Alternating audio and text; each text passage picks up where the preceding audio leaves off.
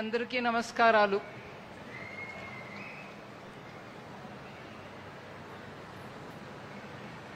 Honorable Chief Minister, my respected colleague Finance Minister, Member of Parliament Lavu, if I can call you that, MLAs and all other members who have come here. నేను కొన్ని విషయాలే చెప్తానండి. ఇక్కడ ఈ కార్యక్రమం ఒక పెద్ద ఎత్తున జరిగిన కార్యక్రమానికి వెనకాల మెయిన్గా 2014 నుంచి మన ప్రధానమంత్రి గారు మోదీ గారు ప్రతి ఒక్క గ్రామానికి కూడా బ్యాంకు వెళ్ళాలి, దానికి ఏం చేయాలో మన గవర్నమెంట్ అది చేయాలి. గ్రామం వరకు బ్యాంకు వెళ్ళడం మాత్రం కాదు, అక్కడ ఉన్నటువంటి ప్రతి ప్రజానికానికి వాళ్ళ వృత్తి ఏంటో, అది వ్యవసాయం అవచ్చు, పొలాల్లో పని చేసేది అయి ఉండొచ్చు, మత్స్యకారులు అయి ఉండొచ్చు, లేదు చేనేత కార్మికులు ఉండొచ్చు, వాళ్ళందరికీ కూడా బ్యాంకు సదుపాయాలు అందుబాటులో ఉండాలి అని ముందు నుంచి చెప్తున్నారు. 2019లో ఫైనాన్స్ మినిస్టర్గా నన్ను పంపించినప్పటికీ బ్యాంకుల పరిస్థితి ఇంకా మెరుగుపడాలి, ముందు ఉన్నటువంటి యూపీఏ టైంలో ఉన్నటువంటి ఎన్పిఏ నాన్ పర్ఫార్మింగ్ అసెట్స్ చాలా ఉండడం వల్ల బ్యాంకులు కూడా అంత గట్టిగా లేరు. కానీ బ్యాంకుల్ని కరెక్ట్గా దారికి తీసుకొచ్చి వాళ్ళు నష్టం పొందకుండా ఇంప్రూవ్మెంట్ తీసుకొచ్చినప్పటికీ ఇప్పుడు జనానికి ఒక్కొక్క ఊర్లో వెళ్ళి వాళ్ళు ఏం పని చేసి ఉన్నా కూడా వాళ్ళకి బ్యాంక్ ద్వారా సదుపాయాలు అందించండి అన్నారు. దీనికి తగినట్టు గ్యారంటీ తోటి లోన్ ఇవ్వడం అనే ఒక సిస్టమ్ తీసుకొచ్చాం. ఇప్పుడు ముందు మాట్లాడినప్పుడు ఎంపీ గారు అన్నారు, కోఆపరేటివ్ ట్యాక్స్లో గ్యారంటీ లేకుండా లోన్ ఇవ్వలేకపోవడం వల్ల మీరు ఒక గ్యారంటీ సిస్టమ్ తీసుకురండి అని. అది కోఆపరేటివ్ సొసైటీ లెవెల్కి మాట్లాడారు. ముందుగా బ్యాంకులు కూడా అట్లాంటి లోన్ ఇచ్చే పరిస్థితులు లేకుండా ఉండేప్పుడు మేము ఆ గ్యారంటీ స్కీమ్ తీసుకొచ్చి తోపుడు బండిలో పెట్టుకొని వ్యాపారం చేసే చిన్న చిన్న వ్యాపారులకు కూడా గ్యారంటీ లేకుండా, మతలం అంటే వాళ్ళ ఇంటి నుంచి బంగారమో లేకపోతే వాళ్ళ ఇంటి పత్రాలు తీసుకొచ్చి బ్యాంకులో పెట్టకుండా, దానికి అవసరం లేకుండా గవర్నమెంట్ గ్యారంటీ ఇచ్చి వాళ్ళకి బిజినెస్ నడిపించడానికి వీలుగా చెయ్యండి అన్నారు. నేను కళ్ళారా చూశాను. ఆంధ్రప్రదేశ్లో ఉన్న ఆ సమయంలో మార్కెట్కి వెళ్తే కాయకూరలు చేసే వ్యాపారం చేసేవాళ్ళు కూడా ఆ రోజుకు 1000 రూపాయలు తీసుకుంటారు అప్పు మధ్యవర్తి దగ్గర నుంచి. ఆ అప్పు 1000 రూపాయలు తీసుకుంటే తీసుకున్న ఆ సమయంలోనే 900 రూపీసే తీసుకుంటారు. అంటే 100 రూపాయలు అనుకోండి మీరు తీసుకునేది, మీ చేతిలో ఆ డబ్బు పెట్టినప్పుడు 90 రూపాయలు ఇస్తారు. 10 రూపాయలు చేతిలో పెట్టుకొని మీరు 90 రూపాయలు తీసుకెళ్ళండి. కానీ సాయంకాలం మీరు బిజినెస్ చేసుకొని వెనక వచ్చినప్పుడు మళ్ళీ 100 రూపాయే తిరిగి ఇవ్వాల్సి వచ్చింది. ఇట్లాంటి మధ్యవర్తుల ద్వారా లోన్ తీసుకుని బిజినెస్ నడపడం చాలా కష్టం. దాంట్లో మీకు మిగిలే డబ్బు ఏముండదు. ఇవన్నిటిని ఒకసారి కూర్చొని మాట్లాడుతున్నప్పుడు ప్రధానమంత్రి గారు చెప్పారు, మనం గ్యారంటీ ఇచ్చి చిన్న చిన్న బిజినెస్కి వాళ్ళ చేతి నుంచి బంగారమో ఇంటి పత్రమో తీసుకోకుండా లోన్ ఇవ్వలేమా అన్నారు. ఆ సిస్టమ్ తీసుకొచ్చినది ప్రధానమంత్రి మోదీ గారు. గ్యారంటీ ముందు తీసుకొచ్చి గవర్నమెంట్కి ఇచ్చి గవర్నమెంట్ ద్వారా లోన్ ఇచ్చినప్పుడు చిన్న చిన్న రైతులు, చిన్న చిన్న మత్స్యకారులు, చిన్న చిన్న వ్యాపారం చేసే వాళ్ళందరూ కూడా వాళ్ళు ఏ రకంగా కూడా గ్యారంటీ పేపర్ ఇవ్వకుండా మనం వాళ్ళకి అప్పు ఇవ్వాలి. అది కూడా రేట్ చాలా తక్కువ రేట్లో ఇవ్వాలి.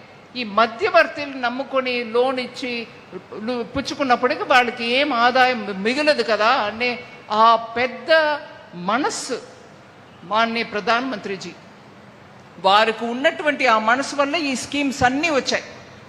ఇవాళ జరుగుతున్న కార్యక్రమం గురించి ఒక్క విషయం, అన్ని గ్రామాల్లో అన్ని ఊరల్లో జనాలు ఉంటే కూడా బ్యాంక్ వరకే వచ్చేవాళ్ళు చాలా తక్కువ మంది. అందువల్ల మైండ్ సెట్ మార్పుల గురించి ఎంపీ గారు మాట్లాడారు. ఆ మైండ్ సెట్ మార్పుని తీసుకొచ్చేది మోదీ గారు ఒకసారి బ్యాంకుల అందరినీ పిలిపించి మాట్లాడారు. మీరు జనం మీ దగ్గర వస్తారు, మీ దగ్గర వచ్చి అడుగుతారనే ఆ ఆలోచనని వదిలేయండి.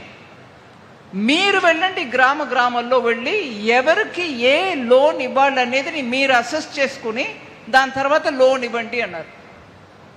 ఈ విషయానికి వచ్చినప్పటికీ ఇవాళ మీటింగ్ గురించి నేను ఒక విషయం చెప్పదలుచుకున్నా. 2 సంవత్సరాల నుంచి దగ్గర 2 సంవత్సరాల నుంచి మీ ఎంపీ గారు లావు కృష్ణ నన్ను అడుగుతూ ఉన్నారు, మీరు ప్లీజ్ నాకు ఒక ప్రోగ్రాం చేయండి.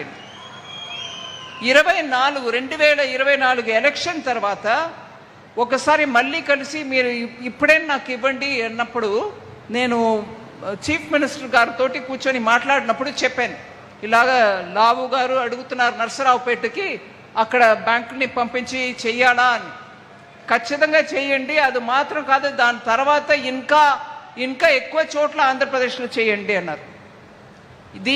ఈ ఒక్క ప్రోగ్రాం మహత్వం మనం చెప్పాలంటే మీరు కళ్ళారా చూశారు మీ ముందు. నేను రాజకీయ మాట్లాడట్లా, కానీ ఇప్పుడు ఆ విషయం చెప్పడం అవశ్యం.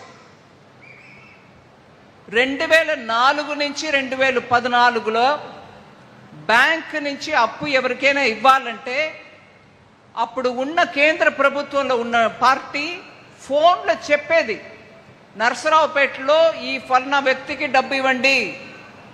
ఆ ఫలానా వ్యక్తి జెన్యున్గా బిజినెస్ చేసే మనిషి కాదు, కానీ ఆ పార్టీ మనిషి కాబట్టి ఆయనకి ఇవ్వండి అని చెప్పి ఫోన్ బ్యాంకింగ్ను ఒక సిస్టమ్ మొదలుపెట్టారు.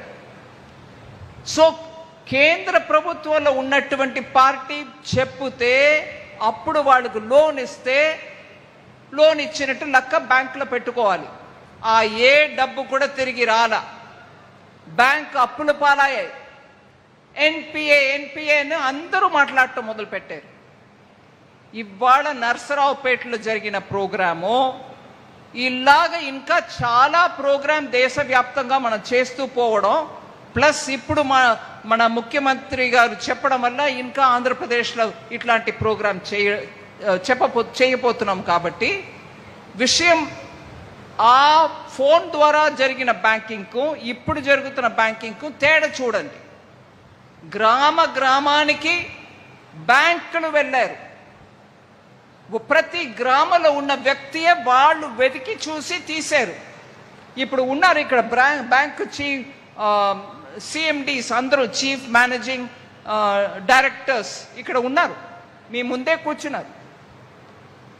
ప్రతి ఒక్క బ్యాంకు కూడా గ్రామాలకు వెళ్ళి నువ్వు మత్స్యకారురా, నువ్వు మేకల్ని పెంచుతున్నారా, మీరు బండిలో పళ్ళులు అమ్ముతున్నారా అని వెతికి ఎవరికి ఇప్పటి వరకు లోన్ దొరకలేదో వాళ్ళని ఐడెంటిఫై చేసి వాడికి ఇవాళ మనం లోన్ ఇప్పించాం. గ్యారంటీ లేదు, ఏం లేవు, ఇక్కడ ఇప్పించాం. బ్యాంకులు మీ వైపు వస్తున్నాయి, మీరు వెతుక్కొని వెళ్ళట్లేదు. 2, అందరికీ ఎవరికి అర్హత ఉందో వాళ్ళకి ఇవ్వాలనే ఆ మనస్తత్వంతో బ్యాంక్ వెళ్తుంది. ఢిల్లీ నుంచి ఫోన్ వచ్చి పల్నాకి ఇవ్వు వద్దని చెప్పడం లేదు. గ్రామంలో ఉండి అర్హత ఉంటే వాళ్ళకి ఇప్పించమంటున్నాం. ఎవరిని వదలవద్దు, ఎవరికి కావాలో వాళ్ళకి ఇవ్వండి. ఇవాళ ఒక నర్సరావుపేటలో 3,000 కోట్ల రూపాయలు డిస్ట్రిబ్యూషన్ అయిందంటే సామాన్యమైన విషయం కాదు. అది బ్యాంకులు తన అప్రోచ్ని మార్చుకున్నారు. జనం కూడా ఇవాళ వాళ్ళ బిజినెస్ చేసి వాళ్ళు బాగుపడాలని కోరుకుంటున్నారు. నర్సరావుపేట దానికి ఒక మంచి ఉదాహరణ. అందువల్ల ఇక్కడ వచ్చిన ప్రతి ఒక్కరికి, మీ అందరికీ నా తరపులో మోదీ గారికి నేను ధన్యవాదాలు చెప్తూ ఉండగా మీ అందరికీ కూడా ధన్యవాదాలు చెప్తున్నా.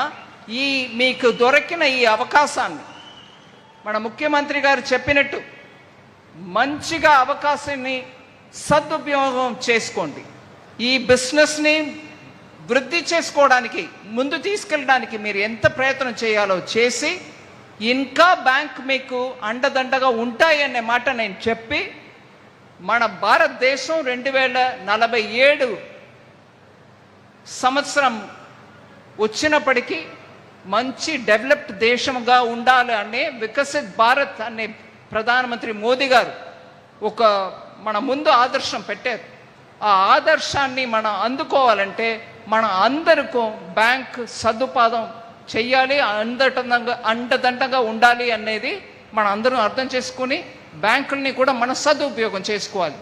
ఇంకా ఎక్కువ మీ సమయం తీసుకోకుండా ఇవాళ మా అందరికీ ఈ ఆపర్చునిటీ ఇచ్చి బ్యాంకులు మీ సేవ కొరకు మీ వద్ద వచ్చారు. వాడిని అందరినీ కూడా మీరు సదుపయోగం చేసుకుని మీ కుటుంబాలతోటి ఈ భారతదేశాన్ని మంచి దేశంగా ఇంకా ముందు తీసుకెళ్ళడానికి మీరందరూ సదుపాయం చేయాలి, సహకారం అందించాలని కోరుకుంటూ భారత్ మాతాకి. పల్నాడు అంటే నేను భయపడతాను అనుకున్నా, పల్నాడు అంటే బలం ఉంటుంది అని అనుకున్నా, పల్నాడు అంటే ఢిల్లీ వరకు నిలబడాలని అనుకున్నా. భారత్ మాతాకి.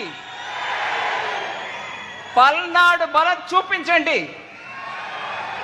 భారత్ మాతాకి. Thank you.